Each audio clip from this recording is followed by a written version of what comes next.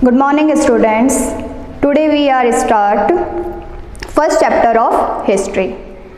First chapter of history is the French Revolutions. जो ये chapter है, ये चैप्टर रिलेटेड आपको पता लग रहा है नाम से ही फ्रेंच आ गया वर्ल्ड हिस्ट्री। तो वर्ल्ड हिस्ट्री विश्व का इतिहास, इसके बारे में हम पढ़ेंगे। लेकिन फ्रांस, जो हम फ्रेंच पढ़ रहे हैं, फ्रेंच रेवोल्यूशन की, फ्रेंच में ऐसा क्या हुआ था, फ्रांस में जो क्रांति हुई थी वो क्यों हुई थी, उसके क्या कारण थे, ऐसा क्या हुआ वहाँ पर जो ये सब हुआ। तो आज हम सिर्फ इसका इंट्रोडक्शन पढ़ेंगे।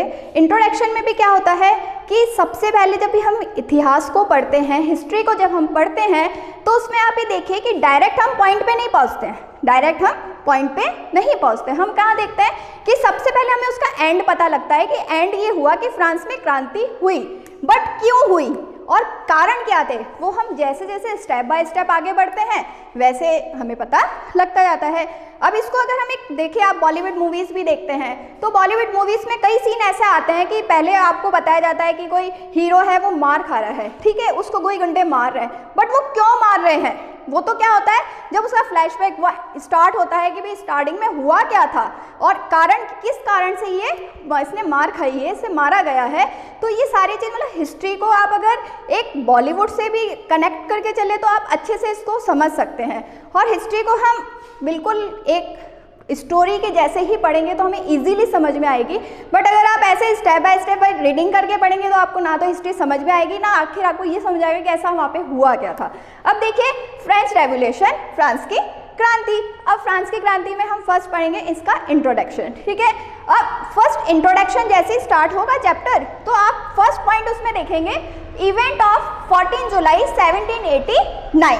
अब देखा जाए तो ये 14 जुलाई 1789 क्या है, ठीक है। इसमें क्या हुआ था, आउटब्रेक ऑफ फ्रेंच रेवोल्यूशन, कि फ्रांस के अंदर रेवोल्यूशन हुआ, क्रांति हुई। क्यों हुई, नॉर्मली है कि आज आपको सामने आकर कोई कह दे कि आज ये जगह है, नॉर्मली आपके सामने कोई नाम आ जाए, जयपुर है, जयपुर में आज कोई हमला हो गया, कोई वहाँ पर लड़ाई झगड़ा हो गया, बट क्यों हुआ वो तो जब आप पूरी डिटेल उसकी पढ़ेंगे तब आपको पता लगेगा। तो इसमें भी यही चीज़ है कि वहाँ पर आउटब्रेक ऑफ फ्रेंच रेवोल्यूशन हुआ, कब हुआ, 14 जुलाई 1789। तो आपको ये इवेंट की डेट आपको याद रखनी है। अब इसके अंदर भी देखिए what happened and how, what happened and how, कि ये ऐसा क्यों हुआ, क्या हुआ और कैसे हुआ, कारण क्या थे उसके। तो देखिए कारण, अब देखिए पहले हम इस पॉइंट को बाद में डिस्कस करेंगे। फर्स्ट में मैं आपको थोड़ा सा हाईलाइट करती हूँ कि फ्रांस का जो उस समय किंग ऑफ फ्रांस थे वो थे लुई 16। कौन थे, लुई 16, ठीक है। और वो कहाँ रहते थे, बेस्टाइल फोर्ट में रहते थे। अब इससे जो हम ये पॉइंट्स पढ़ेंगे, तो ये बेस्टाइल फोर्ट कि यहाँ पर मैंने लिखा है कि फर्स्ट स्टॉर्मिंग ऑफ पर्सन, लोगों के मन में ऐसा क्या हुआ कि राजा के प्रति गुस्सा जागरूक हुआ, उनके मन में एक क्रोध, एक आक्रोश की भावना आई। क्यों आई, तो ऐसा क्यों हुआ कि देखिए जब एक उस समय क्या हो रहा था, एक बार इवेंट हुआ था 14 जुलाई 1789 को बेस्टाइल फोर्ट में, ठीक है। अब वहाँ पे जब इवेंट हुआ तो आपको जब देखा होगा कि कहीं पर कोई बड़ा इवेंट होता है ना, तो वहाँ सिक्योरिटी के लिए क्या भेजी जाती है, सेना भेजी जाती है। तो यहाँ पर भी जो राजा है उसने अपने फोर्ट की सिक्योरिटी के लिए वहाँ पर सेना भेजी। अब जैसे ही फ्रांस के लोग हैं उन्हें ये पता लगा कि हमारे यहाँ पर सेना आ रही है, तो भाई सोचने की बात है कि आप नेगेटिव भी सोच सकते हैं, पॉजिटिव भी, लेकिन यहाँ की जो फ्रांस की जो जनता है उन्होंने क्या सोचा कि यहाँ पर जो राजा ने सेना बुलाई है वो किसके लिए बुलाई है, हमारे लिए बुलाई है, हमें मारने के लिए बुलाई है, ठीक है। बट ऐसा नहीं था, वहाँ पर ऐसा नहीं था। लेकिन ये जो नेगेटिविटी थी, इस नेगेटिविटी के कारण क्या हुआ, वहाँ के जो लोग थे वो एक जगह इकट्ठा हो गए। वहाँ पे जो, अब आपको पता है कि हर टीम का एक लीडर होता है, तो उनके लीडर्स ने क्या करा, अलग अलग अपने ग्रुप बनाए और ग्रुप बनाकर वहाँ पर वो इकट्ठे हो गए और उनको ये कह दिया कि राजा ने क्या करा है, सेना भेजी है, क्या करने के लिए, हमें मारने के लिए। क्यों, क्योंकि जो राजा थे ना, राजा से पहले ही वहाँ के लोग बहुत गुस्से में थे। क्यों थे, क्योंकि राजा ने हर चीज़ के ऊपर हाई टैक्स लगा रखा था। अब देश के अंदर क्या होता है कि जब टैक्स हाई टैक्स होता है तो लोगों को, आपको पता है, सर्वाइव करने में बहुत प्रॉब्लम आती है, तो वहाँ की जनता को भी सर्वाइव करने में प्रॉब्लम आ रही थी, तो वो हाई टैक्स से तो वैसे ही परेशान थे और राजा से वो गुस्सा भी थे, ठीक है। और दूसरी तरफ वहाँ पर क्या आ गई, सेना आ गई, तो उस सेना को लेकर लोगों के मन में क्या हो गई, गुस्से की भावना आ गई कि ये सेना बुला रहा है, अब ये हमें क्या करेगा, हम पे हमला कराएगा, हमें मारेगा।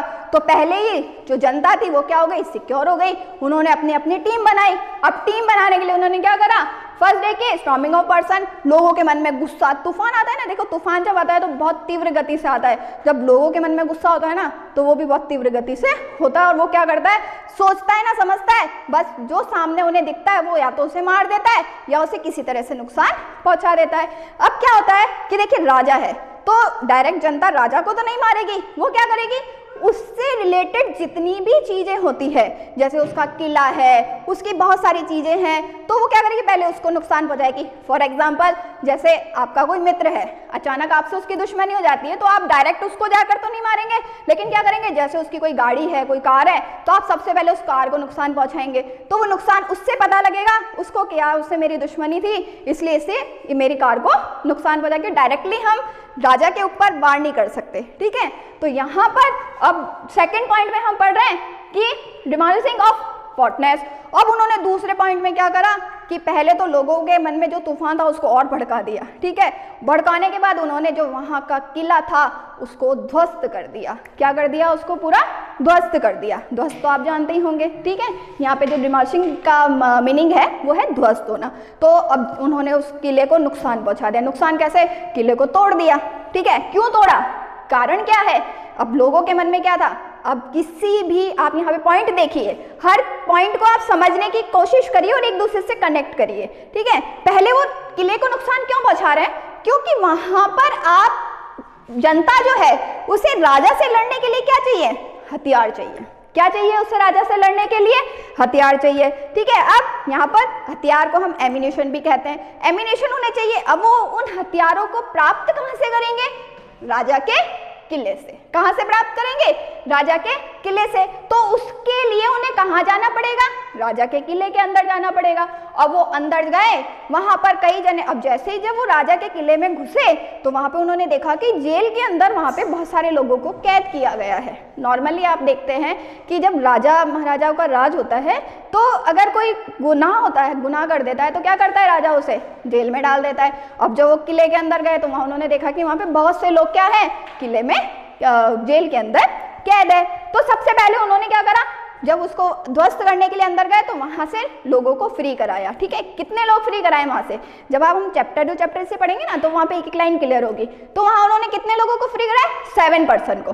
कितने लोगों को फ्री कराया, 7 पर्सन को। अब आपके मन में एक बात आ रही होगी कि टोटल इतनी बड़ी टीम थी, जनता थी, तो टोटल जनता कितनी थी, 7000, मतलब 7000 लोग जो थे वो किसके विरुद्ध खड़े हो गए, राजा के विरुद्ध खड़े हो गए।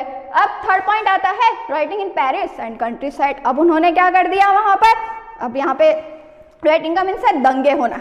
अब नॉर्मली जब जनता क्रोधित होगी, राजा से गुस्सा होगी, तो जब वो इकट्ठी होगी, अब वहां पर अगर सेना उन्हें रोकने के लिए आएगी तो दोनों के बीच में क्या होंगे, झगड़े होंगे, दंगे होंगे, दोनों में मारपीट भी होगी, एक दूसरे को नुकसान भी पहुंचाया जाएगा। मतलब देखा जाए तो युद्ध जो होता है ना, युद्ध कभी भी ना तो फर्स्ट पर्सन के फेवर में जाता है ना सेकंड में, उसमें पूरे देश का नुकसान होता है। जनता का तो हुआ ही है, जनता के साथ साथ बहुत सारी एक दूसरे से कनेक्टेड चीजें होती है जिससे सबका नुकसान होता है। तो यहाँ पर क्या हुआ, पेरिस जो था वो क्या हो गया, पेरिस में दंगे शुरू हो गए जगह जगह, ठीक है। अलग अलग पहले एक टीम खड़ी होती है, फिर दूसरी टीम खड़ी होती है, ऐसे करके पूरी जनता राजा के विरुद्ध खड़ी हो गई, ठीक है। तो यह जो पॉइंट है ये हमारा इंट्रोडक्शन है, ठीक है। अब आपके मन में ये बात भी आएगा, देखिए अब कई बार जब हम पढ़ते हैं तो पढ़ते समय हमारे मन में बहुत सारे क्वेश्चंस आते हैं। अब क्वेश्चंस क्या है, question is why all this things happened, कि आखिर ये सब चीजें हुई थी तो क्यों हुई थी, ठीक है। और ये जो इंट्रोडक्शन हम पढ़ रहे हैं, जो ये इवेंट हम पढ़ रहे हैं, इस इवेंट से रिलेटेड क्वेश्चंस भी आता है, और वो क्वेश्चंस है आपका what was the event of 14 जुलाई 1789, ठीक है। What was the event of 14 जुलाई 1789। तो आपको जब ये क्वेश्चन आता है तो आपको ये पूरा इवेंट डिस्कस करना है, ठीक है। और इस इंट्रोडक्शंस के साथ कल हम इस चैप्टर को आगे बढ़ाएंगे कि आखिर, अब ये वाली बात मैंने आपको कही ना कि आखिर ये सब चीज़ें हुई थी तो क्यों हुई थी, कारण आपको पता है, ठीक है। अभी मैंने स्टार्टिंग में भी बताया कि राजा जब क्या करता है, हर चीज़ के ऊपर टैक्स बढ़ा देता है, तो वहाँ पर राजा का टैक्स किसके ऊपर था, फूड आइटम के ऊपर। अब देखिए खाने के लिए लोगों को चाहिए, अब खाने के लिए लोग, अगर राजा खाने के ऊपर इतना हाई टैक्स लगा देगा तो वहाँ की जनता ना तो उस खाने को खरीद पाएगी, ठीक है, और ना ही वो क्या होगा, खरीद नहीं पाएगी तो भूख के मारे मरेगी, और मरेगी तो उनके मन में क्या होगा, कुछ लोग तो लड़ने के लिए तैयार रहेंगे, कुछ होंगे जो चुपचाप बैठ जाएंगे। तो ये एक प्रैक्टिकली अगर हम इस चीज़ को देखें तो ये जो क्रांति हुई थी, ये हुई थी पूरी क्रांति फूड प्राइस को लेकर। किसको हुई थी, फूड प्राइस को लेकर। क्यों हुई थी, अब कल जो हम आगे चैप्टर डिस्कस करेंगे उसके अंदर ये आएगा कि आखिर फ्रांस की सोसाइटी थी कैसी। फ्रांस की जो सोसाइटी आप जानते हैं ना, समाज, कि वहाँ पर समाज किस तरह से बना हुआ था, किस तरह से डिवाइडेड था, और ऐसा क्यों हुआ कि वहाँ पर क्रांति। अगर समाज है तो सबको राजा ने अलग अलग स्वतंत्रता दे रखी होगी, सबको अलग अलग कोई ना कोई सुविधा तो सबको बराबर होगी, लेकिन ऐसा क्यों हुआ कि कुछ लोग उनके दुश्मन हो गए और कुछ लोग उनके फेवर में हो गए। तो यह चीज़ जब हम कब पढ़ेंगे, जब हम वहाँ की सोसाइटी के बारे में पढ़ेंगे। तो वहाँ की सोसाइटी के बारे में मैं आपको कल पढ़ाऊंगी। और आज ये जो इंट्रोडक्शन है इसको हमने कंप्लीट किया है। इससे रिलेटेड अगर आपके पास बुक तो होगी, आप जैसे ही बुक को ओपन करेंगे तो ये सारे पॉइंट आप उसमें डिस्कस आपको मिलेंगे और आप अच्छे से कर सकते हैं। फिर भी अगर आपको कोई डाउट हो तो आप ऐप में डाउट में डाल सकते हैं और जो भी डाउट होंगे वो हम आपके क्लियर कर देंगे। Okay, thank you.